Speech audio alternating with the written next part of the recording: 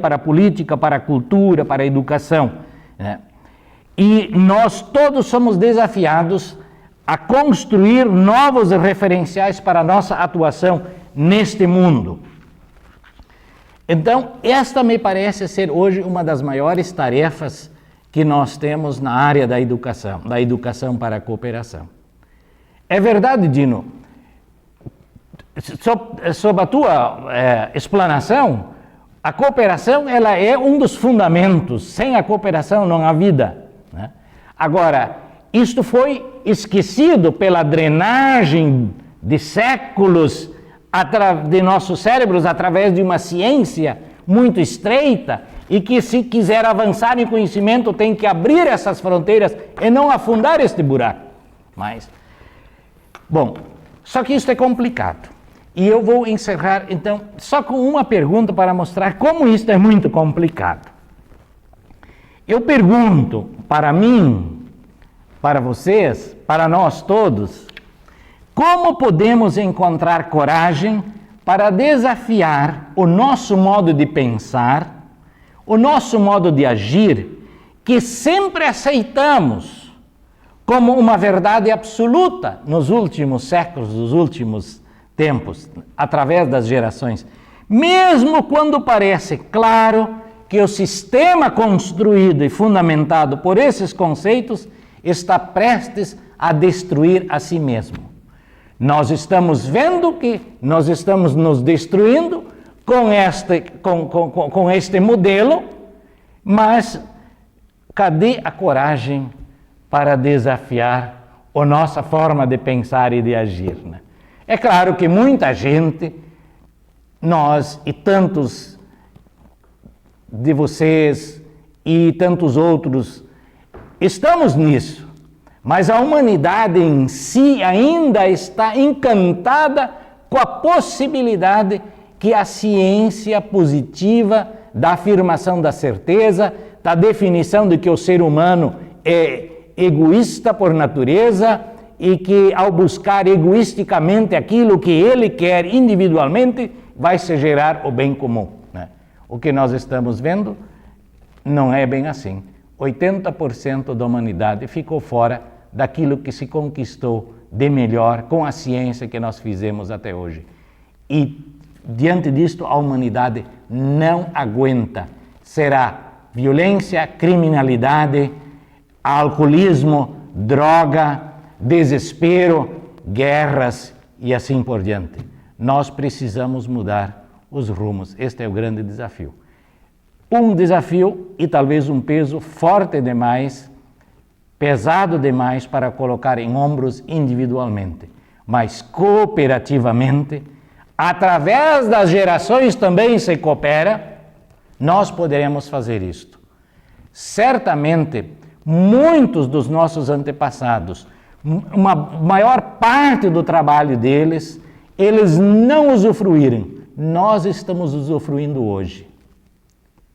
E por isto mesmo, nós temos que nos inserir também neste processo, fazer coisas que nós não individualmente possamos usufruir, mas as próximas gerações possam usufruir. Só assim nós seremos humanos. Humanizar-se significa ser assim, fazer isso. Obrigado, professor Walter. Acho que as questões colocadas pelas três exposições, né, nos deixam aí um conjunto de informações, conhecimentos e, acima de tudo, colocações sobre os riscos atuais dos quais a sociedade e o meio ambiente estão a perceber e a viver sobre eles.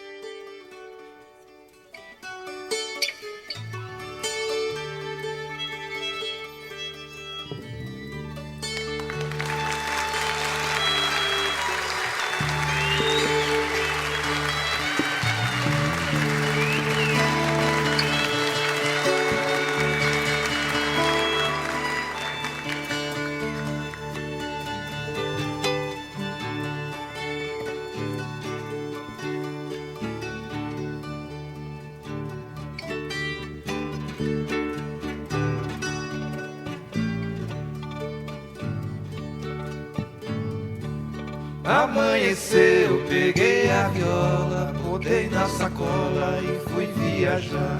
Amanheceu, peguei a viola, botei na sacola e fui viajar. Sou cantador e tudo nesse mundo vale pra que eu cante e possa praticar. Retornamos então para o segundo momento da aula. Vamos agora fazer o seguinte, nós vamos formular uma questão mais ampla, a partir de um certo cenário, e aí vamos deixar para que os professores possam, a partir daí, fazer a sua exposição a partir dos argumentos. Mas inicialmente eu gostaria de pedir desculpas, porque ao apresentar o professor Andreoli, eu não lhe disse de que o professor, além de ter as suas atividades internacionais, mas também ele é professor aqui da Universidade da Unijuí, no mestrado de Educação na Ciência. Então, pedir desculpa, professor, fazer essa correção um pouco das suas atividades profissionais. Eu gostaria de sugerir a seguinte questão para que a gente pudesse conversar a partir da fala, porque de fato vocês derrubaram várias das minhas questões que eu tinha formulado aqui e vou partir para uma outra mais geral, né? Que assim eu fico mais tranquilo também nessa situação que eu estou. Mas vamos ver se eu consigo trazer alguns elementos dos quais talvez seria importante que vocês, podendo até resgatar alguns aspectos e complementar com outros, imaginando os nossos alunos e alunas que estão lá nas salas e algumas perguntas eles poderiam estar se fazendo, e eu estou querendo aqui tentar reproduzir em parte, porque a gente não vai poder fazer ao todo essa missão. Mas nós temos um cenário mundial hoje com os seguintes ingredientes, vamos chamar assim, né? Um cenário com os seguintes ingredientes: alta do preço do petróleo, uma disputa pelo espaço da produção de biocombustíveis. Nós também temos aí uma explosão no consumo em países emergentes e bastante populosos. Percebemos que, talvez como resultado da crise da bolha imobiliária americana, nós temos uma especulação financeira que pode ter se canalizado para a linha do petróleo, daí os preços, e também para os alimentos, ou não, ou sim. E no Brasil, um deslocamento dos cultivos agrícolas entre regiões, possivelmente a região como exemplo São Paulo e outras com as características próximas, mais concentrada na cana, e o aumento de área plantada, e por exemplo a região sul, Paraná, Santa Catarina, Rio Grande do Sul, o leite, por exemplo, ganha uma certa expressão econômica maior. Mas também percebemos aqui o cenário, e vocês comentaram, de outras crises ambientais, daquilo nós não estamos, né, que foi colocado.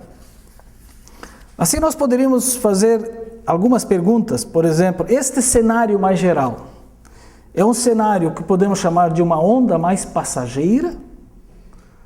Ou é um cenário que pode se desfazer brevemente, ou ele é um cenário que vai conviver por um longo tempo conosco.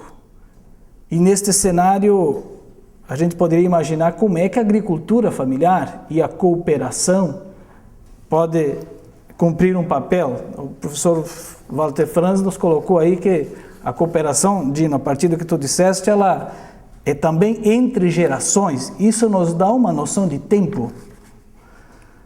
O cooperativismo aqui, professor Walter Franz, ele pode ser um instrumento entre o cooperativismo mais empresarial ou o cooperativismo numa dimensão mais solidária, esse cooperativismo que emerge da crise, como o movimento do sistema Cressol e os outros sistemas cooperativos mais relacionados hoje à Unicafes. A Unicafes é a União Nacional de Cooperativas da Agricultura Familiar e Economia Solidária. Nós integramos hoje a nível do Brasil em torno de 1.000 cooperativas, mais de 400.000 famílias, que emergem a partir de uma outra expectativa de construir projetos.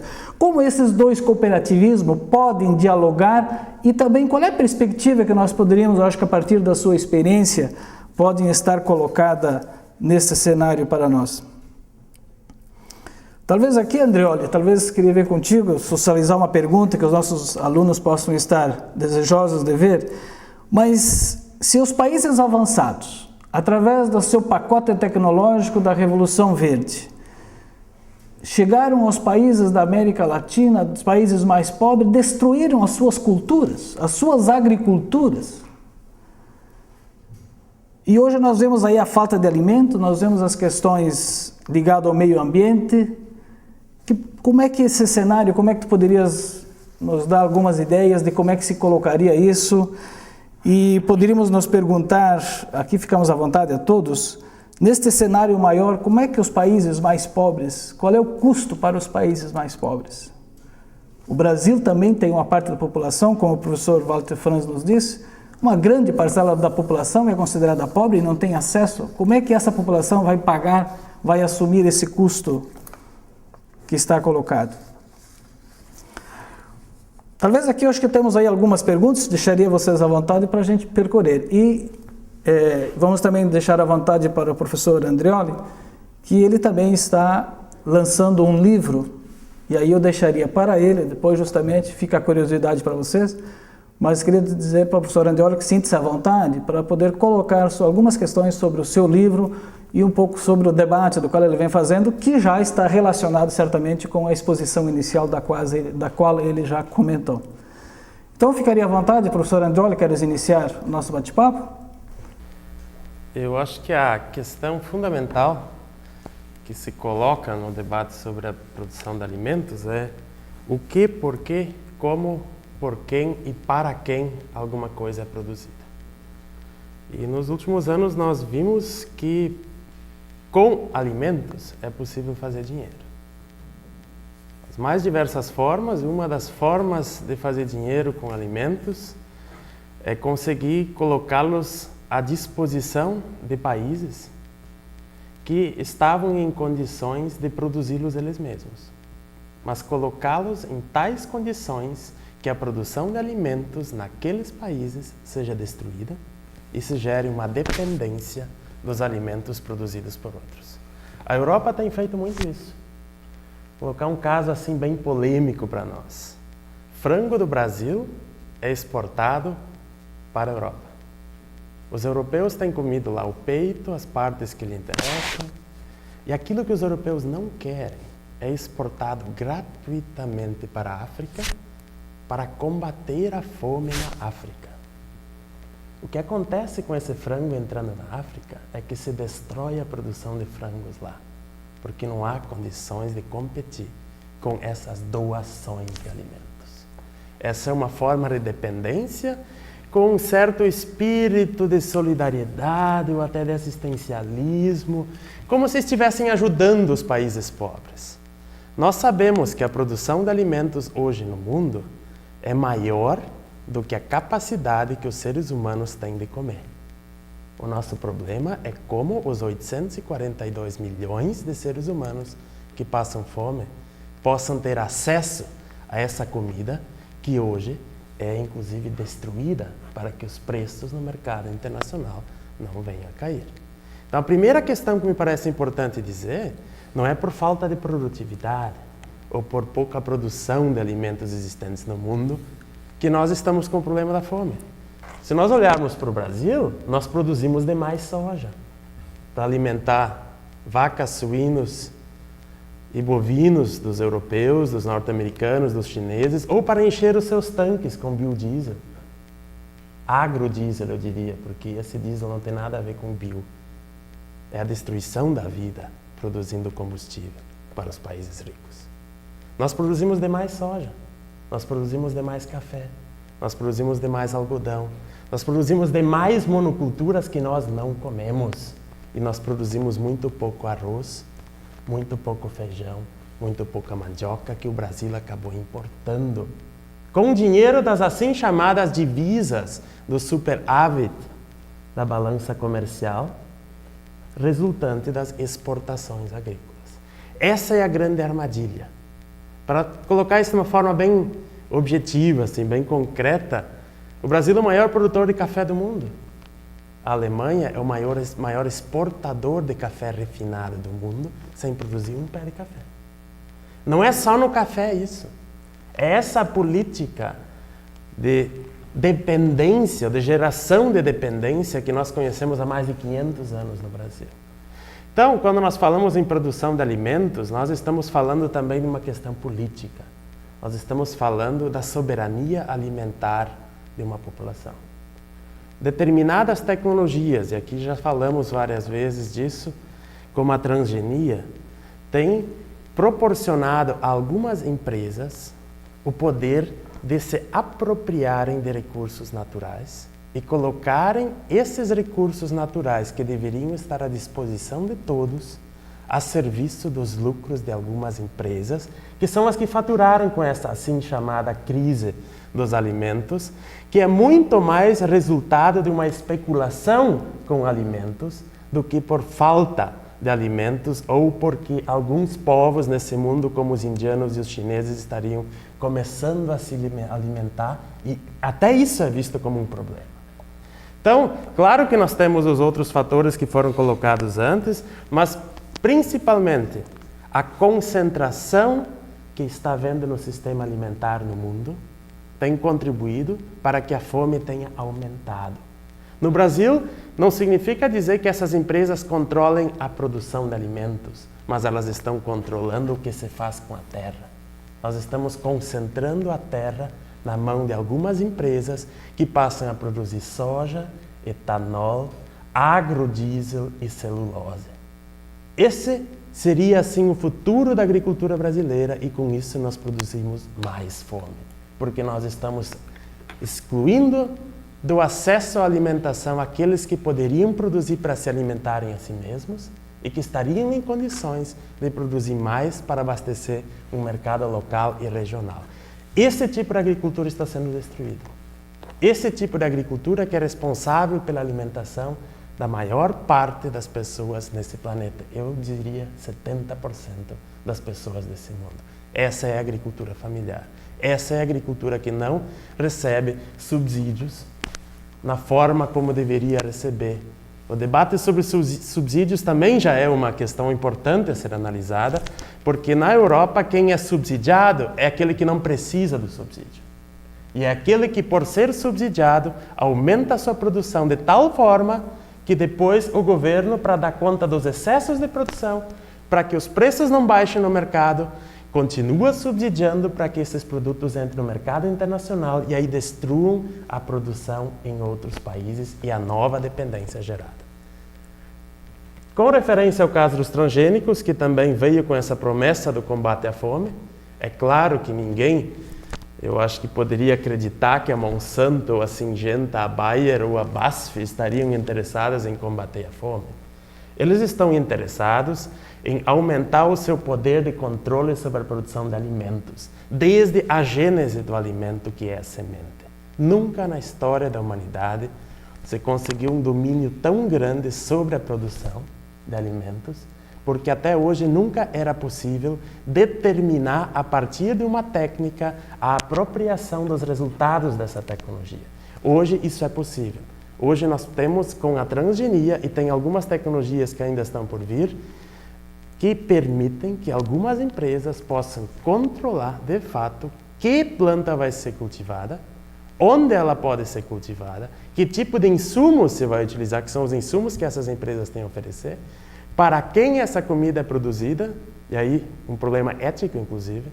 Existem pensadores nos Estados Unidos, alguns intelectuais liberais, que não conseguem entender por que as pessoas pobres não querem comer aquilo que os ricos já disseram que não querem, que são os alimentos transgênicos, com altos riscos à saúde, com enormes consequências ao meio ambiente, com enormes problemas sociais que nós conhecemos nesses últimos 10 anos, em que 2 formas de transgenia apenas foram liberadas no mercado para cultivo.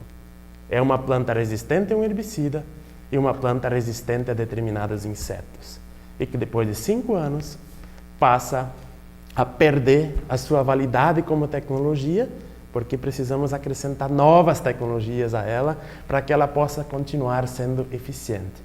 Nós temos a resistência dos insos ao glifosato, no caso da planta resistente a herbicida, e nós temos a resistência dos insetos diante daquela famosa toxina que foi introduzida dentro das plantas, a famosa bactéria Bacillus thuringiensis. Eu diria claramente aqui, a transgenia é uma tecnologia que não deu certo.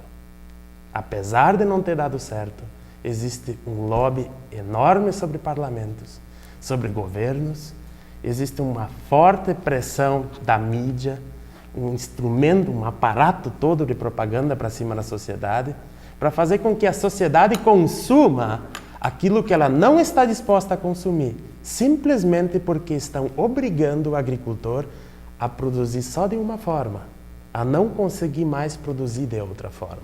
Se o agricultor não consegue mais produzir de outra forma, o consumidor não terá mais a sua possibilidade de escolha do tipo de alimento que ele quer. Portanto, estamos numa tacada só, acabando com 2 direitos de seres humanos, dos agricultores de produzirem de outras formas e dos consumidores de poderem produzir alimentos melhores, mais saudáveis e que não estejam com toxinas, assim como é o caso do famoso Bacillus thuringiensis, ou então que não estejam com resíduos do glifosato, porque nós sabemos que essa soja que é resistente ao herbicida, ela tem uma probabilidade maior de ter resíduos no produto final. Então nós estamos produzindo um produto de pior qualidade, nós estamos produzindo um produto que tem menos produção por hectare, nós estamos produzindo produtos que têm mais custos e nós estamos destruindo o meio ambiente simplesmente porque algumas empresas estão fazendo da produção de alimentos uma forma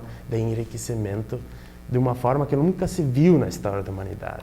É esse o mal que está nos transgênicos, que nós colocamos à disposição do Brasil. Então, esse livro, a edição em português, do outro aqui, que foi editado na Alemanha, um grande sucesso de vendas, chegou num momento fundamental, porque na Europa o milho transgênico foi proibido em 8 países, várias áreas livres de transgênicos estão sendo organizadas e o Brasil também precisa ter acesso a algumas dessas informações que o mundo inteiro hoje está discutindo. Infelizmente, a maioria dos meios de comunicação no Brasil estão omitindo por pressão dessas multinacionais. Sabemos que por detrás do debate sobre transgênicos está o debate sobre que tipo de agricultura nós queremos, sobre o acesso aos recursos naturais, sobre a reforma agrária no Brasil, enfim, sobre a possibilidade que os seres humanos têm de viverem, se alimentarem de uma forma mais saudável. E nós podemos dizer, então, que essa silenciosa contaminação que nós, principalmente no sul do Brasil, vimos acontecendo através do contrabando de sementes, é algo intencionalmente planejado. Isso faz parte de uma estratégia de dominação que foi construída por algumas empresas e que está associada a uma perspectiva de crise dos preços dos alimentos ou de aumento dos preços dos alimentos, onde se controlam populações inteiras que ficam, então, subordinadas aos interesses de algumas multinacionais. Esse é o debate que estamos trazendo para o Brasil e considero que também nesse aspecto, como nós conhecemos isso do ponto de vista da biologia, não é possível um agricultor sozinho deixar de cultivar transgênicos. Nós sabemos que precisa todo um ecossistema regional mudar se quisermos resistir a esse tipo de contaminação genética. Portanto, um agricultor sozinho não consegue. Novamente, estamos com a perspectiva da cooperação como alternativa de construção de outras formas de tecnologia que não sejam destrutivas, assim como foram os transgênicos. Ok. Obrigado, então, professor Andreoni. Passamos ao professor Bellato. Bellato, fica à vontade para suas argumentações. Eu queria, antes de mais nada, fazer umas emendas na fala do Andreoli. Assim, complementar.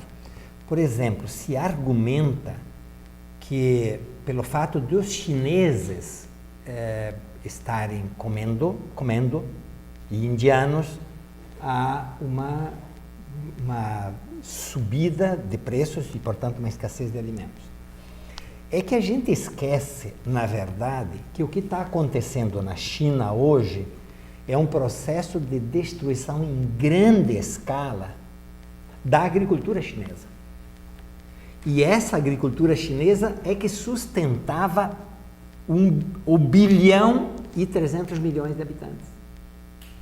Hoje, por força desse modelo de desenvolvimento, que é o modelo das transnacionais que se deslocam para esses espaços, para a China, para a Índia, para o Brasil e para outros espaços onde a valorização do capital é muito intensa e em grande escala, o efeito se produz como destruição.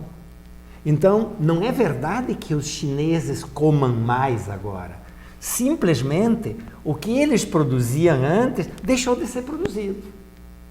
Aquilo que era autoprodução deixou de fazê-lo. A China, historicamente, sempre foi o maior produtor de soja, o maior produtor de arroz, maior produtor de milho, de porco, enfim, era sempre um gigantesco. Exportava nada, né?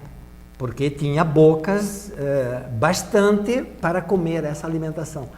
Então, hoje, esse processo está produzindo, agravando e acelerando de uma forma nunca vista esse fenômeno, que se agrava e se acentua na Índia.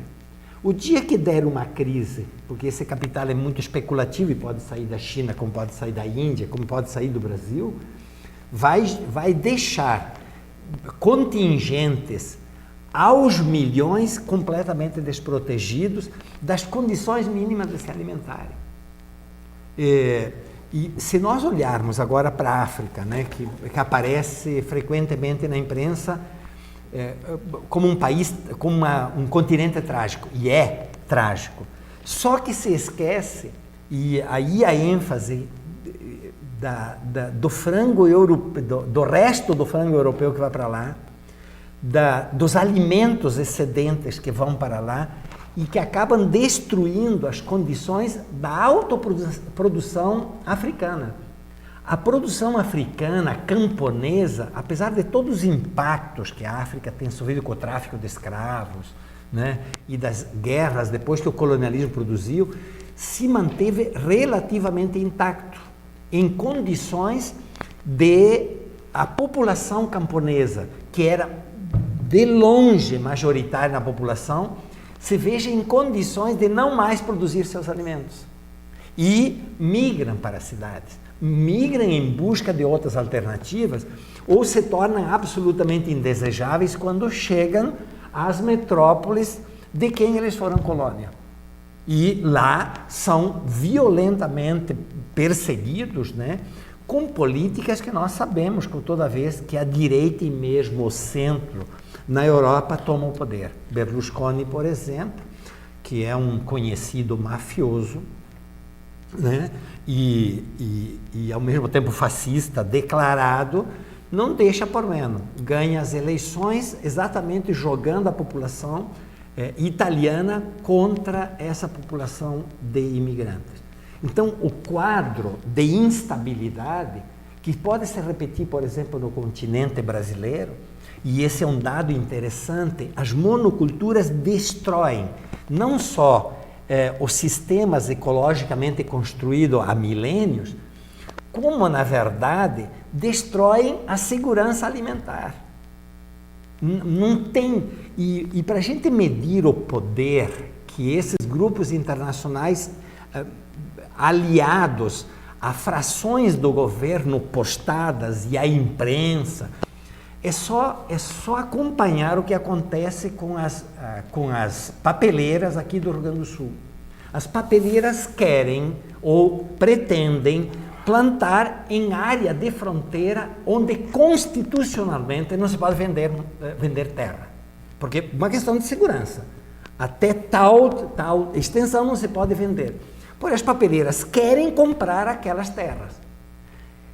Quem é que saiu em defesa?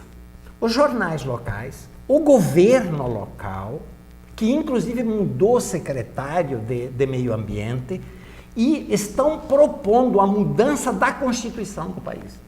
Para beneficiar quem? A História Enzo. Para beneficiar a Votorantim. Essa é a lógica. Essa é a dimensão. Para produzir o quê? 1 milhão de toneladas de polpa de celulose por ano. Para exportar, para a Europa, e depois essas empresas exportam os produtos manufaturados da mesma forma que a Alemanha exporta café de primeiríssima qualidade de origem brasileira. Então, essa lógica aqui é que está na origem da crise funda que está dentro desse processo, porque ela implica, na verdade, mexer com todas as relações sociais. ela produz um tal tumulto, ele desloca uma tal quantidade de gente, deixa desestabilizada tantas regiões no planeta, que a única alternativa que o capitalismo tem para poder avançar é declarar a Terceira Guerra Mundial, como faz o Sr. Bush. E aqueles que resistem são taxados de terroristas. Terrorista é aquele que resiste a essa estratégia. Por isso que o conceito de terrorismo vai muito além dos atentados que determinados grupos de ativistas fazem meio esparramado pelo mundo. O conceito de terrorismo é fazer resistência. Daí a necessidade de desarmar. Daí a necessidade de desqualificar. E, obviamente, a crise está dentro dessa perspectiva. E há um outro detalhe que é significativo. O modelo de consumo, o padrão de consumo estatuído hoje, que é um padrão de consumo de produtos energéticos, de alta densidade energética, e que só se consomem com alta densidade energética, é absolutamente insustentável. Dou um exemplo simples. Ninguém compra um automóvel para deixá-lo dentro de casa, na garagem. Mas para ele ser construído em toda a sua fase e depois para ser consumido, eu preciso arrastar um posto de gasolina atrás de mim.